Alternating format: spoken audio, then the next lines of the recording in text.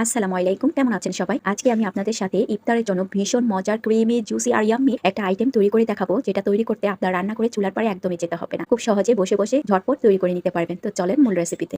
তো এখানে আমি এই আইটেমটা একজনের জন্য তৈরি করব। তো প্রথমে আমি একটা প্লেট নিয়েছি। প্লেটে আমি এখানে এক মুঠো চিড়া নিয়েছি। চিড়াটা আমি প্রথমে পানি দিয়ে ধুয়ে 10 মিনিটের মতো ভিজিয়ে রেখেছি। তারপর পানিটা ঝরিয়ে নিয়েছি। তারপর এখানে দিয়ে দিয়েছি মুড়ি। মুড়িটাও আমি এখানে ধুয়ে পানি ঝরিয়ে নিয়েছি। মুড়িটাও আমি এখানে এক মুঠো দিয়েছি। এরপর দিয়েছি 1 টেবিল চামচ চিনি। তারপর এখানে দিয়েছি ফল। ফলের মধ্যে আমি এখানে কলা দিয়েছি। কলাটা আমি ছোট ছোট করে কেটে দিয়েছি। দিয়ে দিয়েছি আনার, আর যে কোনো ফলও দিতে পারবেন। তো এরপর আমি দিয়ে দিয়েছি 2 টেবিল চামচ মিষ্টি দই। আর এই মিষ্টি দইটা এই আইটেমের জন্য মোস্ট ইম্পর্টেন্ট। এটা কিন্তু অবশ্যই দিতে হবে। এই আইটেমের মূল উপকরণ হচ্ছে এই মিষ্টি দই।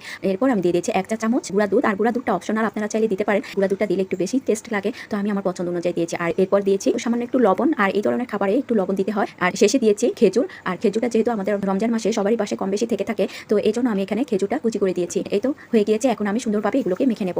এই তো দেখতে পাচ্ছেন কতটা ক্রিমি, জুসি আর